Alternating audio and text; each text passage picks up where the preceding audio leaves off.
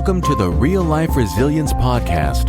Stories of recovery from life's most difficult trauma with Stacy Brookman. Oh my goodness. Even in my story, I sit and read it sometimes and I just think, gosh, what was I thinking? But the lessons we've learned, I wouldn't give up any of them, even though a lot of them were really difficult. It's taken me to where I am now, and now I can help people.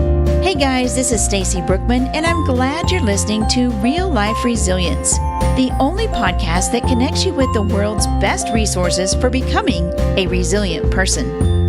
Our guest today is a woman who has a heart for teens. As a teen herself, she experienced abuse and trauma, but she has moved past her story to help herself and others. So if you're interested in finding out how, then stay tuned. Before we discover more, let me share something with you that might change your life. It's never too late to begin telling your story. You've probably experienced some interesting or tough life stories that need to be written and shared with the world. Great story writing skills can be learned, and certain elements can turn any writing into a fascinating read. Whether you're just discovering your story or looking to publish soon, we've got the tools for you. Download the free periodic table of life storytelling elements and boost your storytelling IQ. Get your free copy today at stacybrookman.com/elements. I love to hear from listeners personally, and I answer my own emails. So drop me a line and let me know what you found interesting in this episode, or to ask me a question. My email is stacy@stacybrookman.com. Now let's welcome Jennifer Lynn McGraw. Our guest today is a registered nurse certified in maternal newborn, as well as a certified diabetes educator and nutritionist. She has spent many years in health education and helping young adults manage their diets and exercise. Her goal is to help adolescents learn how to change their thought patterns, behaviors, and ultimately the direction of their life. She teaches them how to create a window where positive energy replaces the negative and fills them with a sense of well-being. Welcome, Jennifer Lynn McGraw. Hi, it's good to be here. Thanks for having me. Yeah. So I gave a little bit of background about yourself, but I know you've also written a couple of books. So give us a little bit more background on yourself. Okay. First of all, I'd like to tell the listeners that I don't consider myself an author, and I never have. It's not what I do. What I do, is I'm a health educator and a nurse. I've had some trials and tribulations, as we all have in our life, and I'm an abuse survivor. And I just found it very helpful to write things down and journal.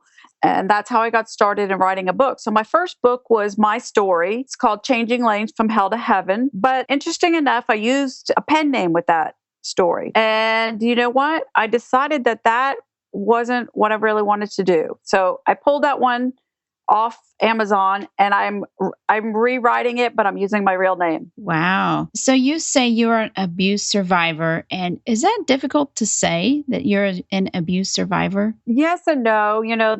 I feel like it's the yin and the yang. There's still, a negative connotation with abuse, and there's some shame still involved in it. It's not at the surface anymore, and it's not something I think about every day. But yeah, it's hard to say, but yet I'm an adult now, so I know, I've moved on in my life, and I'm a productive adult and all those kind of things. But right. I'm sorry, that's how it had to be. Exactly.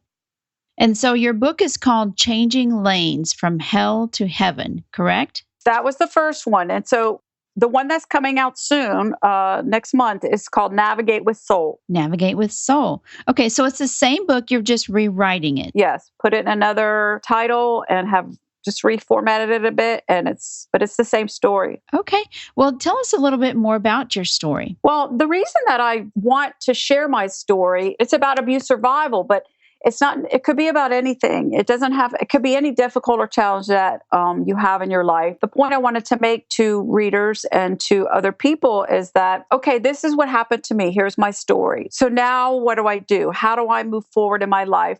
Can you help me? Can you give me some tools to help me navigate forward with purpose?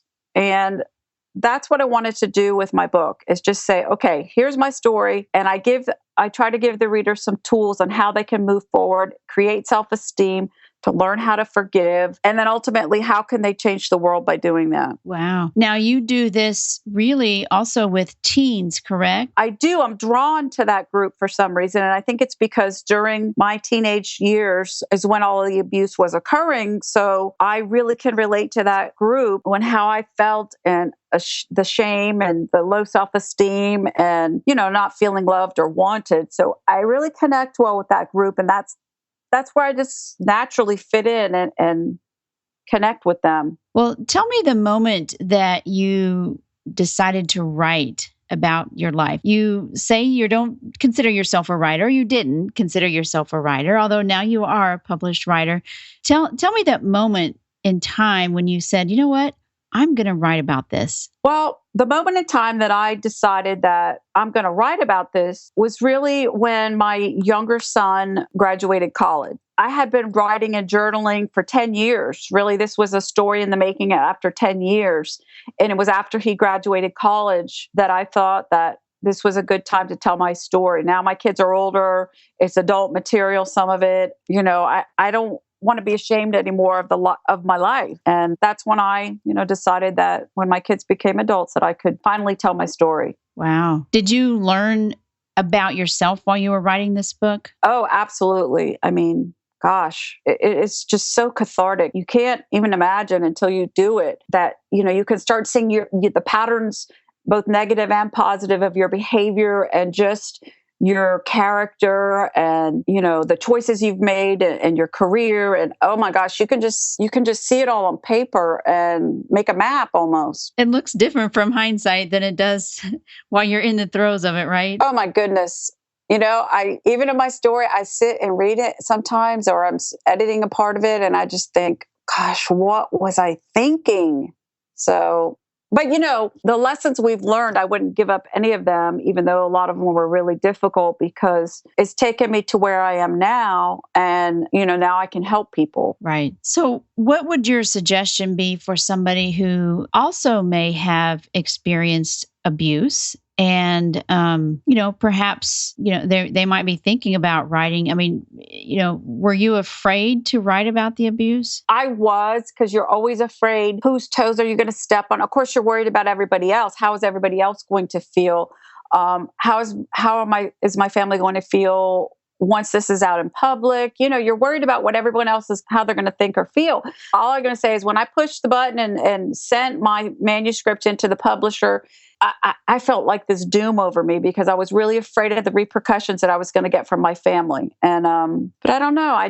After a while, I just said, that's exactly why I'm writing this. It's the victims always are the ones that are silenced or that remain silent. And what happened to me was wrong. And I want to be a voice for those who feel like they can't express themselves or they can't speak up if something's been wrong. Right. So how would you recommend someone start writing about a difficult time in their life, such as abuse or I mean, there's all kinds of difficulties. Yeah. I mean, medical diagnoses, all financial, I mean, anything. My suggestion for starting and writing, just starting your thoughts, number like 1, 2, 3, 4, 5. I numbered 1 to 10, and I just kind of outlined, pretended like those would be my 10 chapters. And what are the 10 things that I'd like to talk about? And then I just wrote a line in the beginning, I grew up, putting it down on paper in a very skeleton outline. And then you go back and you start adding to it. What are your thoughts during that time about that for number 1? And before you know it, you have, 5 sentences, a paragraph, right, and then a page. Okay, then put that away. Now go to the second statement. What are your thoughts during that time, that period of time, or what was going on at that point? That's what I did. I took each little segment. It didn't seem as so overwhelming. And I wrote about how I was feeling and what was happening during that time. Now, how long after the abuse happened did you start to write about it? I was an adult, and I'm going to say, 10 years ago. In 2005, I started writing about it. And so I'm 54. So it was a while, I waited, till my son graduated college, the last one. And so I don't know. About 10 years ago, I started. So it wasn't that long ago. Yeah. And how long did it take you to write? how long did it take me to write is difficult for me to answer because I've had to redo it with editors and coaches for so long that originally took me a year to write. On my day off from work, I would just sit and write and do nothing but write. But perfecting it and, formatting it and learning the process of publishing on my own took a long time, Right. another year. To get that done. And so you have a little snippet to read to us from your book, right? Uh-huh. Okay. You want to read that for us? Sure. I consider the need for love, the third tier of Maslow's pyramid, to be the most basic survival tool for any human being, after food and shelter, of course. Without love, our seeds will never grow and the flowers will never blossom. I believe there are two distinct types of love that are needed to sow our seeds. Human love is the first. I believe it is conveyed through the kind interactions and gestures that are generated amongst and between human beings. These can be simple random acts of kindness towards strangers or helping friends and family during a time of need. This kind of love is very evident when there's a community world catastrophe like an earthquake or tsunami. People from all over the world demonstrating a basic human desire to want to help in some way, big or small. The second type of love is humane love. The distinction that I see between humane love and human love is that humane love affects a human being at the core. Not everyone has the capacity to share humane love, and certainly not everyone has the capacity to receive it. Humane love is critical for each human being to develop and advance to the highest two tiers of Maslow's hierarchy. Humane love, by definition, is merciful love. This is the most intimate kind of love that any human being can experience or feel. It is so deep that it can nurture a soul out of the pits of hell. It is a love that is sympathetic, empathetic, compassionate, understanding, and forgiving. It is a love that douses our soul when we no longer have the will to live. That is fascinating. That's fascinating. And you've discovered that, right? Correct. What prompted this whole paragraph here is, and it's kind of in the summary of my book, is that that's what I feel like was the missing link in my childhood, living through all of this abuse, was that there was no one to extend humane love to me and my sisters. Kindness, plain old kindness from my parents. It was just not something that I was accustomed to. And so it was difficult for me to accept love and to actually give love because no one ever taught me how. That was a powerful message, I thought, in conclusion that I came to. Right. And tell me, did you ultimately learn how to love? I ultimately learned how to love, but it has taken a lifetime this far. It's still hard for me to accept other people's kindness. So another point in my book was just how powerful it is, or how important it is to how we raise our children and the environment we raise them in, to teach them to be adults that are healthy, adaptable in society, can give love, express love, create love. Not everyone can do that. Right. It's difficult. And now you told me that you share your struggle and life disappointments because you wanted to motivate individuals to stop hiding behind their story and start living the life they were meant to live. Right. One of my favorite quotes in my book is that we can give it all we have and finish the race in life, or we can just stay behind that barricade lane in life. And you just never know what could have been because you're too afraid to go out and take a risk and see what your potential could have been. And until we're ready to break through that barrier and are willing to and step outside the box and just feel uncomfortable and it's just out of my comfort zone.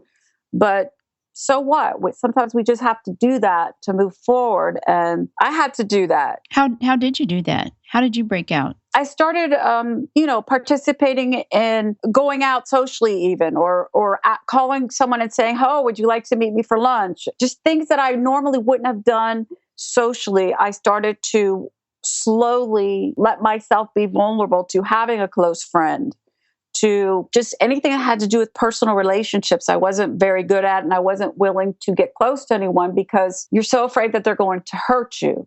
So building trust and relationships and friendships takes a lot of baby steps. You have to start building trust again for people. Right. And how do you help young people do that? It's very interesting that you ask me that because I have found a way to incorporate my health, being a nurse, into helping the younger generation elevate their self-esteem.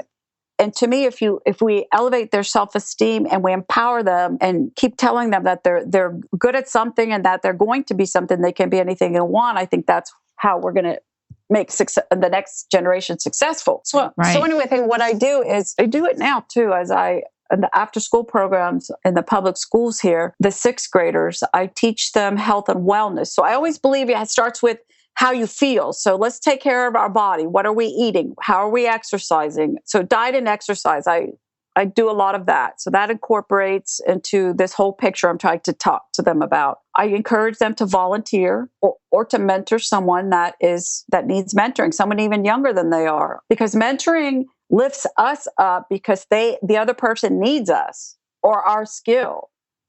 Right. And if it's not a young person, maybe it's a college person that I'm speaking with, they can volunteer their time to somebody else that needs help. So those are the things. And then, of course, taking care of our mental health and also our spiritual health and spiritual growth is important. And I think all of those things help to empower the young and help elevate their self-esteem. Absolutely. And that self-esteem is so important because low self-esteem leads to really poor choices. Right. And those are great ideas to help lift the self-esteem of a teen or a young person. I know there's a lot of volunteer opportunities here in my area, even at animal shelters. They do. They want volunteers. And even if they need them. Yes, if you're walking the dogs or playing with them and the animals and bathing them, whatever it is. You know what else? I always give an example for people, the college kids or the young teens that can drive. You know how our population is full of elderly people. Right. That maybe could use some company. They could use you to help them pick up their mail, take them to the grocery store. I mean, there's so many things that we can do that don't cost anything. Absolutely. And then the neat thing would be is if they write about that, it helps them to reflect on what they did, on how they felt about it. So could be a huge area of growth for anyone. Right. Very neat. What is your best wellness habit? My best wellness habit is taking care of our physical body and just kind of getting through each day is for me, is easy. You don't have to think about a lot. You just run, on autopilot. But taking care of your spiritual and your mental, your psychological well-being takes a little bit of effort, in my opinion. And it doesn't have to be religious, but what do you do for your spiritual growth? I mean, mind, body, and spirit, there's not really a good way to dissect them. They all three fit together. Right. So we have to take care, nurture, and grow all three of them. And so I meditate. I try to keep my mental health intact, by reading. And if I need to talk to a counselor, I'll go talk to a counselor. I don't deny myself anymore the truth. If I'm feeling depressed, I'm feeling depressed. And, I ask for help or I ask to talk to someone or I seek out a friend or family member. And so it's just acknowledging that we need help or that we need to take care of ourselves, all of ourselves. And do you find there's a myth that people have about wellness? I think that is it, that we only need to just take care of our physical and put our clothes on and our earrings and go to work. But there's so many deeper layers to who we are. And how do we continually replenish our well-being and our spirit? And I think that's a key for me, is to meditate. That's what I choose to do. And that's kind of my form of spirituality. And then my mental health to me is just decreasing the stress and really just picking and choosing what I want to be a part of, or who the people I want to be a part of my life, and just choosing to associate, be a part of activities in my life. And the rest I don't bother with anymore because I don't need to. Do you find that there are some people who, they just don't feel good enough about themselves to take care of themselves? Yes, absolutely. What would you say to that? I mean, how do you get out of that cycle? Well, I was one of them. One of my blogs actually was about depression. Usually depression is associated with not feeling good about yourself and negative self-talk. And that's how you see yourself. So that's how you reflect out to the world. You sit in the back. You don't come dressed your best. It's because you don't think too much of yourself. I was there. I would suggest that if it lasts more than 3 weeks, that it can be a chronic depression and that you may need professional help. Acknowledging that is the first step. Right. So if you find yourself at a point where you don't want to take care of yourself, you don't feel like you're worth taking care of, that's a good sign that you need to ask someone for help. Correct. Very interesting. So now that you've written a book and you're rewriting it, what advice would you give to someone who doesn't know what you know about writing? It is well worth your money and your money to hire a professional editor, because I had learned the hard way and I tried to do it myself and teach myself, but I spent twice as much time and twice as much money to get to the same point in the end. And I just couldn't do without the expertise that a professional editor provided me. That would be my suggestion, because you really have to have someone who knows how to format and knows the publishing world. And there are a lot of strategic things, placing and formatting that I did not know. And, I tried to do myself. And then in the end, I had to pay someone to do it again. So it's not like your typical Word document, right? It's much more complicated than that. There's just rules, the margins and the indentations and, the spine. And if you can, teach yourself that, more power to you. But it was a little complicated for me. Right. And now where did you find your editor? Just word of mouth. And it's a social marketing expert that I had been using for my website and social media had referred me to someone that she knew. So it was really just by someone who knows someone who knows someone. But there's, you could Google, manuscript editing, and oh my gosh, I'm sure you'll get all kinds of people that pop up. Right. Absolutely. Okay. So finally, tell me what your biggest strength as a wellness professional is. My biggest strength as a wellness professional is really just how long I've been doing it. I've been doing it for 30 years. So, I've learned a lot and I bring a lot, and I want to share it. And I want to encourage people to live a healthier life. I want to empower the youth to live their best, and really everyone to live their best. So my knowledge and my willingness to want to just share it to help other people better their lives is probably my biggest strength. Well, thank you for writing your book and putting that out there for us to learn from and read, and for helping all of us want to better ourselves. Well, thank you for having me. I appreciate it. And I hope that, the right people that need to hear and be encouraged will. Excellent. And you have a giveaway. You have 5 copies of your book to folks who want to subscribe. So if you go to Jennifer's website, it's Jennifer Lynn McGraw, McGraw.net. Correct. Yep. And we will put that in the show notes. And you've got beautiful pictures there and quotes. And what we'll do is we will put this in the show notes, and the first 5 people who sign up will receive your book. Absolutely. Can't wait. Fabulous. Well, Jennifer, thank you so much for your time today. This has been great, and I certainly appreciate your information. Okay, no problem. Thank you so much. I enjoyed it. Welcome to Stacy's Journal. In this segment, I let you peek into my journal as I share my thoughts on a topic or resilience resource. Jennifer mentioned that she wanted to be a voice or a champion for those who feel like they can't express themselves or speak up about abuse. She herself was afraid of the repercussions from her family. Victims are the ones who remain silent. I would like to encourage anyone who has been a victim, whether it's been from abuse or some other life event, to start writing it down. Writing helps you get it out of your head, find words for what's happened to you, and it helps you gain power over those thoughts and that event rather than letting it have power over you. You never have to share it with anyone at all. It's incredibly healthy and even life-changing to write about those tough times. It can be personal, just for you. Just start with 10 minutes a day in a journal and see where that takes you. That's all we have for today. Last episode, Louisa Kasha shared some great strategies for raising children to be resilient. So if you need to help your children become more resilient, you might want to go back and have a listen. Next week, we'll interview Melissa Pierce, who became a widow and a single parent overnight. I love interacting with our listeners on social media. We're on YouTube, Pinterest, Facebook, and just about anywhere you can hold a great virtual conversation.